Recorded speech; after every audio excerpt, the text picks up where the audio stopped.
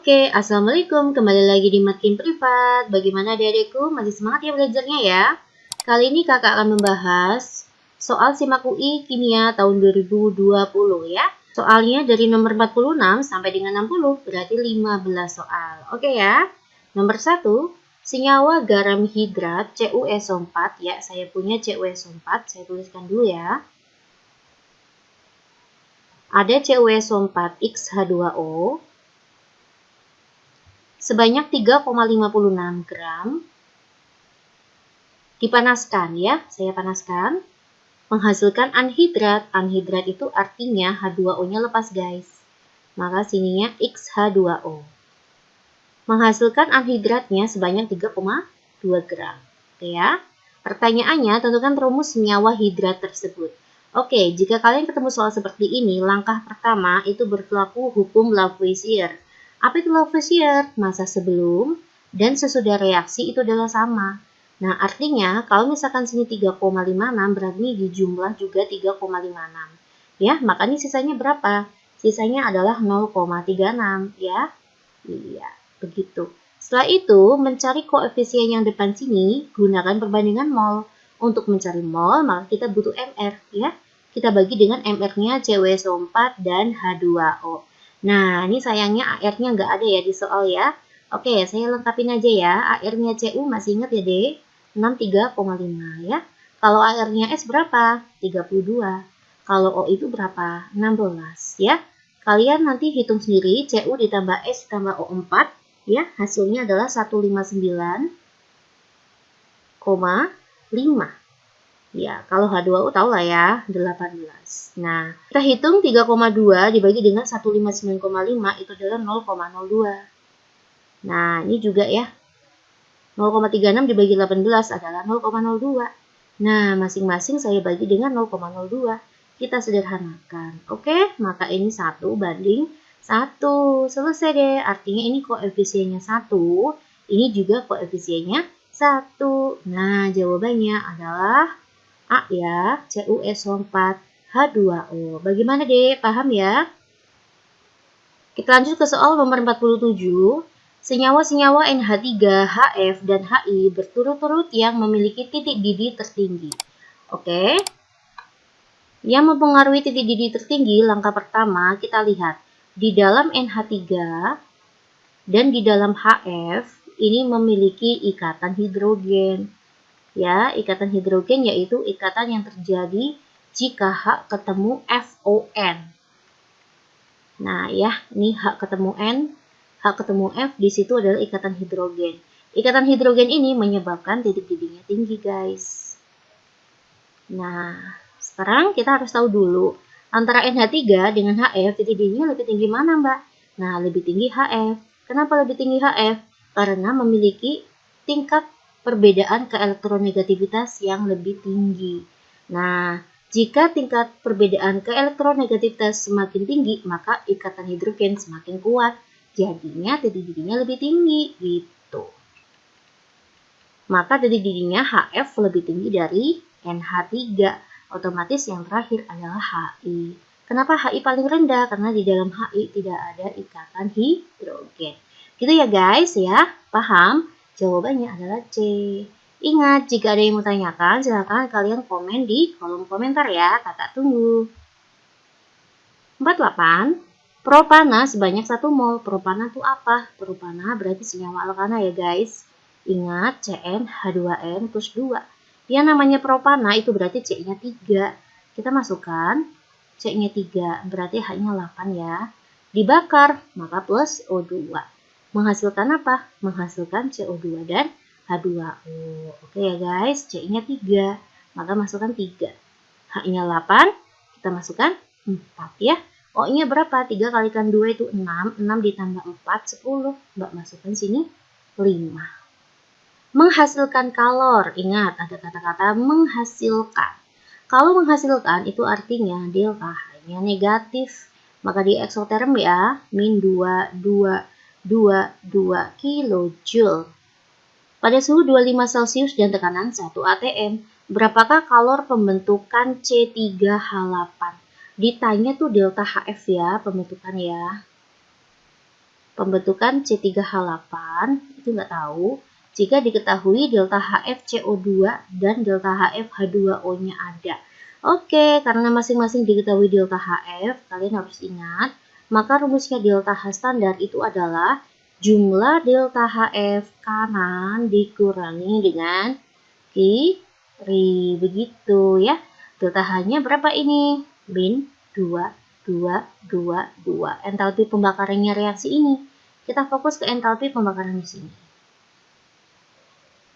Nah, kanannya siapa? Ini berarti 3 dikalikan CO2. CO2-nya min 394. Ditambah 4 dikalikan min 286. Oke ya, ini ya. Dikurangi dengan delta HF-nya C3H8. Ini yang kita cari ya. Ditambah dengan 0. Ingat ya, unsur bebas itu delta HF-nya adalah 0. Nah, kalian nggak usah bingung. Oke, yuk kita hitung ya. Semangat, kalau udah ketemu soal kayak gini, semangat ya berhitungnya ya. 3 dikalikan min 394 itu adalah min 1182. Hebat banget ya kakak yang hitungnya cepet ya. Oke, yuk kalian semangat ya. 4 dikalikan min 286 itu adalah min 1144. Cepet banget sih yang hitungnya ya. Udah dibantu kalkulator ya. Tapi kalian semangat ya besok ya. Kalau di ujian ya, hitungnya harus cepat. Nah, ini kita masukkan ya. Nah, ini kita pindah ruas saja ya, yang ini ya. Maka ketemu di sini dulu. Delta HF-nya C3H8. Ini berapa guys? Min 1182 ditambah min 144 itu adalah min 2326. Nah, ini kita pindah ruaskan ya. Karena pindah ruas maka jadi positif. Positif berapa? 2, 2, 2, 2. Oke, ketemu deh delta HF-nya C3H8 min 2326 ditambah 222 itu adalah min 104. Begitu guys ya. Bisa ya, paham ya? Jawabannya adalah D. Pasti kalian bisa. Oke, next. Kita masuk ke soal nomor 49. Jika HNO3 ya, saya tuliskan di sini. Ada HNO3 sebanyak 100 ml, pH-nya 1. Nah ini, pH 1, kita tahu bahwa HNO3 ini adalah asam kuat. Nah, kalau asam kuat itu rumusnya H plus apa?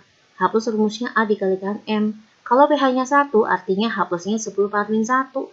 Valensi asamnya berapa? 1. Nanti konsentrasinya ketemu. Konsentrasinya ya 10 pangkat min 1, ini kita butuhkan di sini nih. Nah, kayak gitu. Ditambah dengan siapa? KUH ya. Nah, menghasilkan apa? KNO3 dan H2O. Nah, sama aja ya. Mbak tuliskan di sini. Yang namanya KUH itu adalah basa kuat. Nah, berarti kita butuh OH-. OH- rumusnya adalah valensi basa dikalikan M. Nah, karena pH-nya 13, maka artinya POH-nya 1 ya. POH sama dengan 14 dikurangi pH ya. 14 kurangi 13 kan 1. Karena 1, maka OH-nya 10 pangkat min 1. Valensi basanya 1. Ini valensi basanya. OH-nya ada 1. Maka konsentrasinya ketemu. Oh, ternyata sama aja. 10 pangkat min 1 M. Ya, KUH-nya 100 ml di soal. Nah, kita lihat. Ternyata masing-masing molnya sama ya. Ini 10 milimol, ini juga 10 milimol. Nah, berarti ini adalah tipe hidrolisis garam. Begitu guys ya. Jika masing-masing asam dan basa itu habis, dua-duanya habis, maka tipe hidrolisis garam. Nah, ternyata garamnya itu gabungan asam kuat dengan basa kuat. Maka ini adalah garam netral. Udah nggak usah dihitung, pH-nya langsung 7. Oke ya guys, pasti kalian bisa. Jika ada yang mau tanyakan, silahkan komen ya. Nomor 50. Campuran larutan asam laktat dan garam laktat. Asam laktat. Nah, dibagi dengan garam laktat. Mbak kok gampang-gampang banget ya. Jangan, adik tuh jangan bilang seperti itu ya. Nanti kalian coba sendiri dulu, baru kita menyimak pembahasan. Biasanya adik tuh kayak, kok kayak gampang banget. Nah, kita langsung belajar bersama. Kalian coba sendiri dulu ya. Pasti kalian bisa ya. Kalian coba dulu, bisa misalkan pause aja nih video. Kalian coba dulu ya. Nanti jadi kalian bisa tahu, oh ini ternyata gampang, oh ternyata susah. Ya, pasti bisa sih, kalian anak hebat ya. Campuran larutan asam laktat dan garam laktat menghasilkan pH sebesar 3.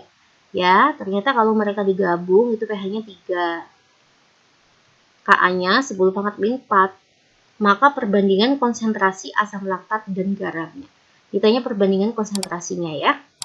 Nah, Dek, saya Mbak tanya nih, ini berarti tipe apa ya? Ini berarti tipe penyangga gitu. Kok bisa, Mbak? Karena dia adalah asam dengan garamnya ya, atau asam lemah dengan basa konjugasinya gitu. Maka kita langsung tahu dia adalah tipe soal penyangga. Penyangga apa, Mbak? Penyangga asam.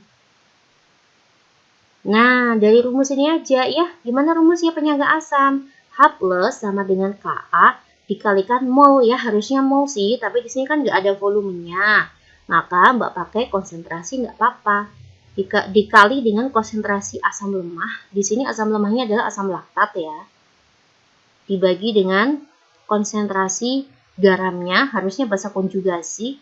Nah, tapi di sini adalah garam laktat ya, karena basa konjugasinya juga 1.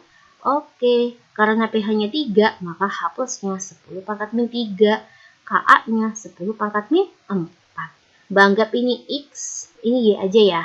Nah, ini adalah X banding Y. Oke, saya taruh ke sini. Maka X per Y jadi gimana? 10 pangkat min 3 dibagi dengan 10 pangkat min 4. Hilang, ini jadi 1 ya. Ini sisanya 0,1.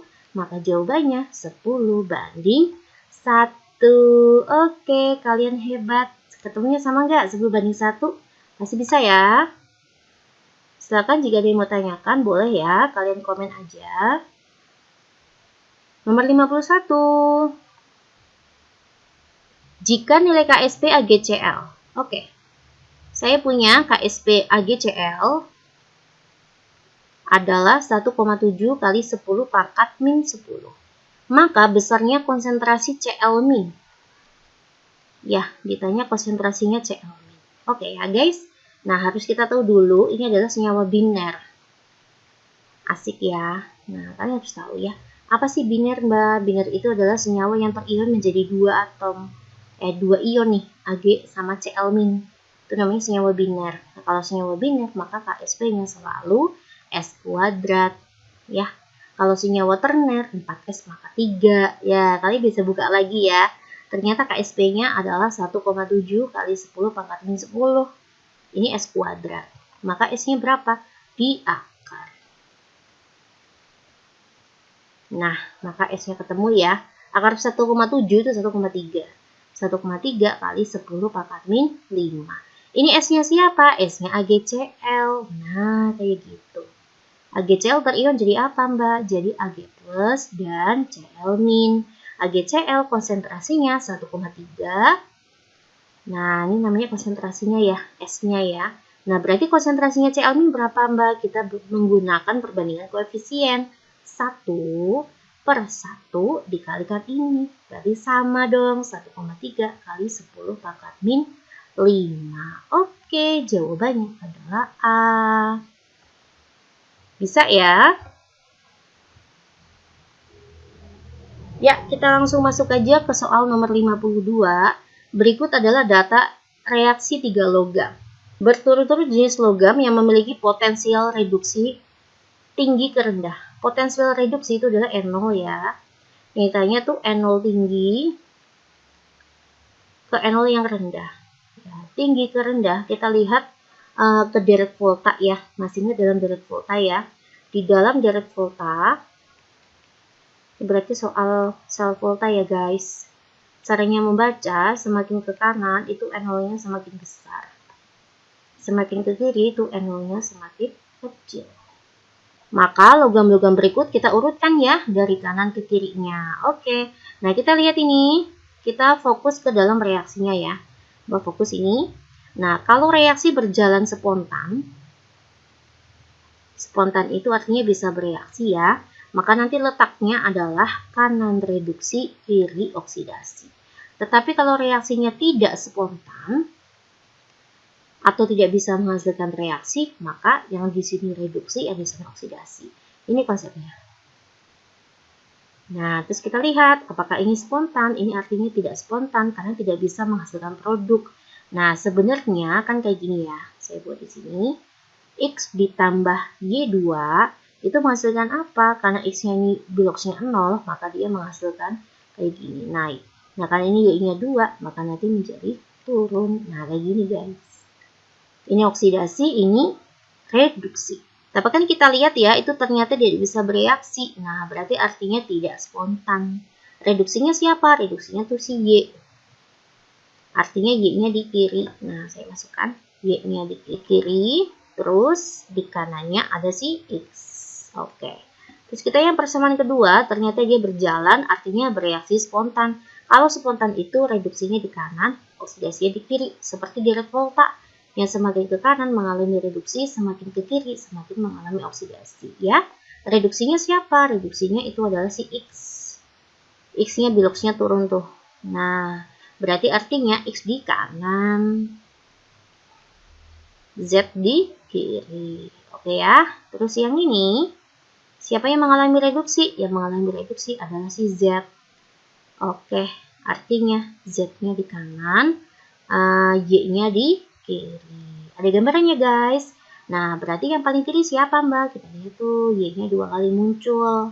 Maka Y itu paling kiri. Habis itu siapa? Yang itu Z ya. Nah, yang paling kanan siapa? Yang paling kanan itu adalah X. Inilah urutan ketiga logam dari kiri ke kanan. Nah, yang ditanya apa sih? N0 besar ke kecil ya. N0 besar ke kecil. N0 ini besar nih. Besar ke kecil. Berarti kanan ke kiri. Berarti jawabannya X, Z, Y.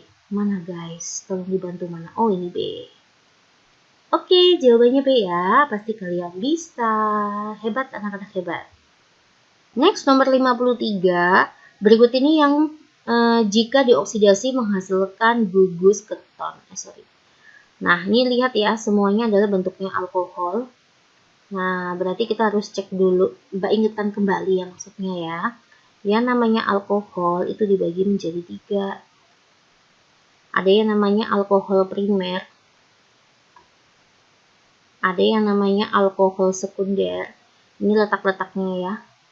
Dan ada yang namanya alkohol tersier. Nah, ini letak-letaknya untuk alkohol tersier itu kayak gini tipenya. Kalau alkohol primer itu dioksidasi, maka menjadi aldehid. Dioksidasi lanjut nanti menjadi askarbok, asam karboksilat. Nah, kalau alkohol sekunder dioksidasi menjadi keton. Kalau alkohol tersier itu tidak bisa dioksidasi. Nah, ternyata dia dioksidasi menghasilkan apa? Keton. Berarti kita cari yang alkohol sekunder. Gitu ya guys. Oke. Ini kelihatan banget nih. Ini adalah alkohol apa ini? Nah ini. 2 metil, 2 propanol. Berarti alkohol tersier. Kok bisa mbak? Kita lihat ya. Propanol 1, 2, 3. Di C kedua ada metil. Saya letakkan di atas. Di C kedua ada ol, 2 propanol. Nah, ini berarti alkohol tersier ya. Tipenya kayak gini guys. B. Propanol 1, 2, 3. 2 kalau ini nggak ada angkanya itu artinya propanol berarti OH-nya itu di sini ya. Di pojok. 2,2 berarti kan 1, 2, 3. Berarti sini ada metil, di sini ada metil. Ini adalah alkohol primer. C, 3 pentanol, 1, 2, 3, 4, 5. 1, 2, 3. Nah, inilah 3 pentanol. Oke, coba Mbak tanya nih, 3 pentanol ini alkohol apa guys? Alkohol sekunder, betul sekali. Nih ya, kayak gini tipenya guys. Nah, berarti nanti yang akan menghasilkan keton itu adalah poin C. Jadi apa Mbak ketonnya? Ketonnya ya jadi 3 pentanon, kayak gini. Nah, ini alkohol jadi keton. Oke, ya pasti kalian bisa. Jawabannya C. Nomor 54, senyawa karbon dengan rumus C5H12O. Ya, kita masuk ke makromolekul ya. Ini bentuknya adalah karbohidrat. Saya tuliskan dulu ya. Kalau misalkan ada Cn H2n plus 2O, ada Cn H2NO, dan ada Cn H2NO2. Nah, ini punya siapa, Mbak? Ini punyanya alkohol dan ether. Kalau ini punya siapa? Ini punyanya aldehid dan keton. Kalau ini punya siapa? Ini punyanya askarbok atau ester. Nah, inilah ya beberapa isomer fungsionalnya. Oke, kita lihat C5H12O. Berarti masuk ke sini. CnH2n plus 2O ya. C-nya 5, 5 kalikan 2 itu kan 10, 10 tambah 2, 12O. Nah, berarti kalau nggak alkohol ya ether. Terus kita lihat memiliki sifat sebagai berikut. Tidak dapat bereaksi dengan sodium, logam sodium. Logam sodium itu Na ya guys. Nah, perbedaan antara alkohol dengan ether apa sih? Kalau alkohol bisa bereaksi positif dengan Na, kalau ether itu tidak bisa bereaksi dengan Na. Udah langsung ketemu, jawabannya adalah alkohol. Ya, oke. Sorry ya guys, Mbak salah lihat. Tidak dapat. Oh my god. Untung ya saya lihat lagi. Tidak dapat guys. Iya, jawabannya adalah ether. Gak bisa ya ini ya. Iya, jawabannya adalah A. Ya, betul sekali A. Maaf ya. Nah, kalau aldehid sama keton gimana? Kalau aldehid bereaksi positif dengan Fehling maupun Tollens. Kalau keton tuh enggak ya. Kalau askarbok itu mengubah lakmus merah menjadi biru. Kalau ester itu tidak. Begitu guys ya, pasti kalian bisa. Ya. Oke, kita masuk ke soal nomor 55. Salah satu sifat fisik minyak nabati ya. Minyak nabati yang merupakan pengaruh dari struktur kimianya yang lebih banyak mengandung asam lemak tak jenuh jika dibandingkan dengan lemak hewan. Oke ya. Berarti pembanding antara minyak nabati dengan minyak hewan ya, dengan minyak hewan. Oke. Nabati adalah minyak yang memiliki struktur minimal memiliki satu rantai rangkap ya atau tak jenuh ini. Nah, ikatan rangkap ini membentuk suatu struktur yang menjadi bengkok gitu ya. Nah, sedangkan minyak hewan itu adalah minyak yang mengandung rantai karbon jenuh, maka dia rantainya itu lurus. Nah, ini gambarnya kayak gini ya strukturnya ya. Ini gambarnya kayak gini untuk minyak nabati, sedangkan hewan itu seperti ini. Dia lebih stabil ya. Nah, karena lebih stabil maka nanti dia lebih membentuk padatan. Kalau minyak nabati, bengkok-bengkok ini menyebabkan dia mudah larut. Ya, ini mudah larut di dalam tubuh. Nah, ini tidak. Maka lebih sehat tuh minyak nabati ya, guys. Ini tidak mudah larut. Tidak mudah larut. Nah, bentuknya juga dia lebih kepadatan, ya. Lebih cepat membentuk padatan dalam suhu dingin atau suhu ruang, ya. Oke, sekarang kita cek satu persatu. Maka minyak nabati dibandingkan dengan hewan adalah poin A. Titik lebur lebih rendah daripada lemak hewani. Nah, ini udah betul langsung guys ya. Titik leburnya tuh lebih rendah. Minyak nabati itu maksudnya lebih berbentuk cairan daripada minyak lemak hewan ya. Oke, nomor poin B. Pada suhu kamar berwujud lebih padat ya, bukan ya. Minyak nabati lebih berwujud cair ya, karena dia titik leburnya lebih rendah. Poin C, lebih mudah membentuk kristal. Ya, yang lebih mudah membentuk kristal itu adalah minyak hewani.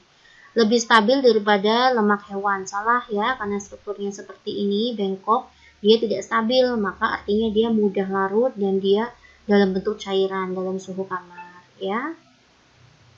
Nah, karena bentuknya rantai lurus kayak gini, ini lebih stabil ya guys. Nah, poin E lebih mudah membentuk padatan dari lemak hewani. Ya, ini salah ya. Ini padatan itu punyanya lemak hewani, bukan lemak nabati. Oke, jawabannya adalah A ya.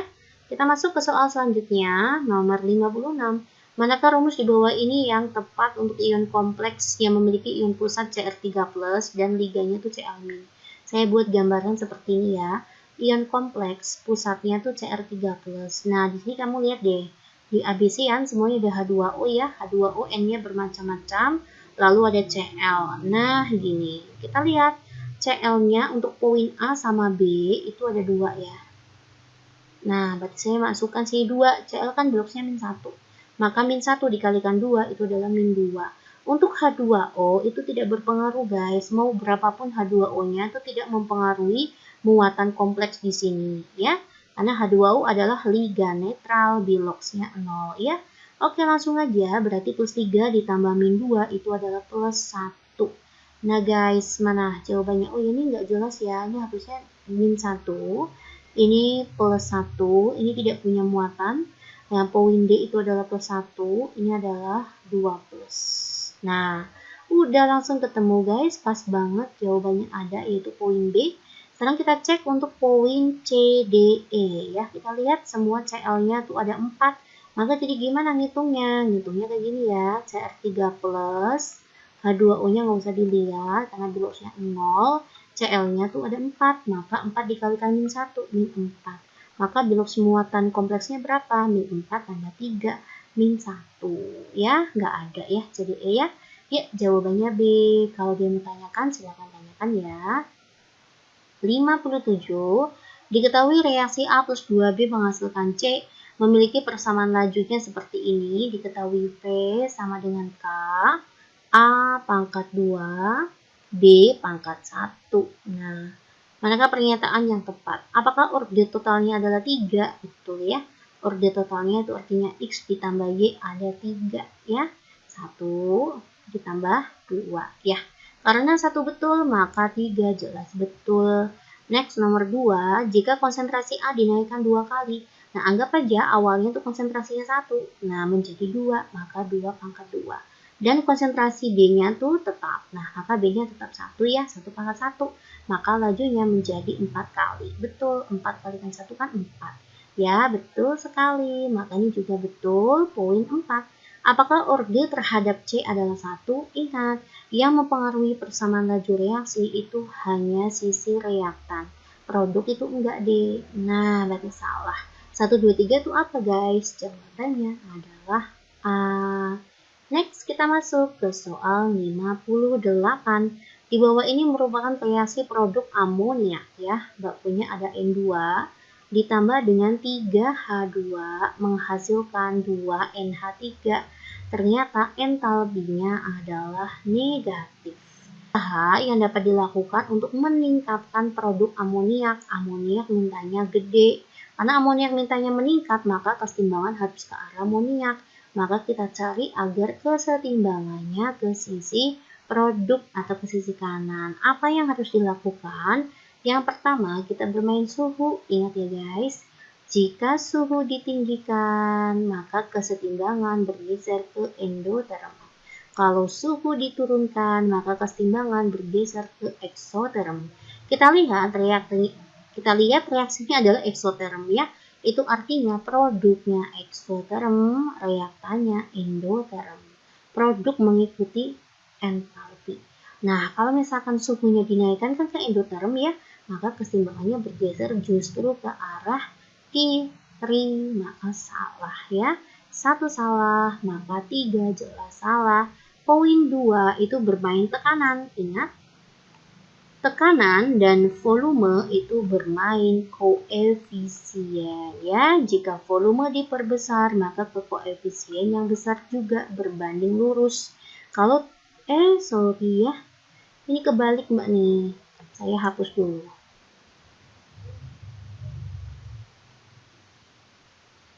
Nah, ini salah ya guys, kebalik. Yang berbanding lurus itu adalah si volume. Kalau volume diperbesar, maaf ya, pencet. Oke.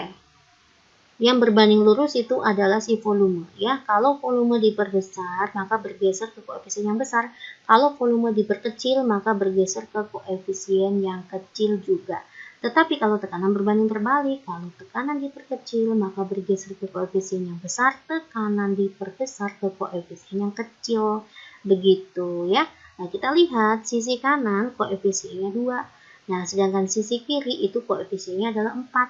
Berarti agar bergeser ke kanan, maka ke tekanan ya, kita beri tekanan ya, maka tekanannya harus diperbesar ya, agar bergeser ke koefisien yang kecil. Betul nih poin 2, tekanan diperbesar. Ya udah, kalau 2 benar maka 4 benar. Jawabannya 2 dan 4 itu apa guys? Jawabannya adalah C. Pasti kalian bisa. Kita masuk ke soal nomor 59.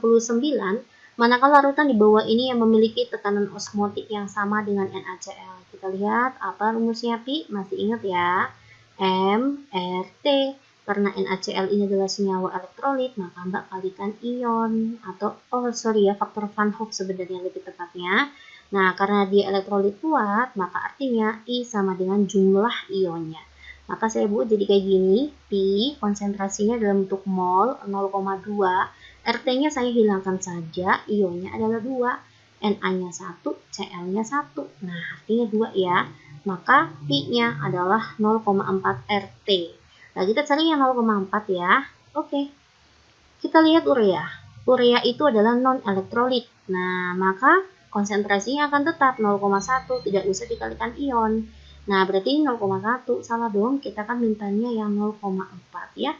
Maka 1 salah, 3 jelas salah, cek nomor 2. Glukosa juga non-elektrolit, maka tetap 0,3, 2 juga salah. Kita lihat H3PO4, ionnya berapa ya Mbak? Ionnya ada berapa nih? H3PO4, ionnya ada 4, H-nya 3, PO4-nya 1. Atau kalau Mbak ionkan jadi kayak gini, 3H plus, PO4 3 min ya, ionnya ada 4. Nah, berarti dia adalah senyawa elektrolit, 4 dikalikan 0,1, maka jawabannya 0,4. Sama ya guys, ya berarti jawabannya hanya 4, yaitu D. Next, kita masuk soal terakhir nomor 60. Manakah reaksi yang menghasilkan logam pada katoda di antara 4 reaksi di bawah ini? Nah, kalau kepingin menghasilkan logam pada katoda, itu ada 2 ya. Gini, jika di katoda itu adalah logam-logam yang berasal dari golongan 1A, 2A, aluminium, dan mangan, kalau ingin menghasilkan logamnya, maka dalam bentuk lelehan, tidak boleh dalam bentuk larutan. Nah, next, kalau kepingin menghasilkan logam dalam bentuk larutan, ya, maka logamnya tidak boleh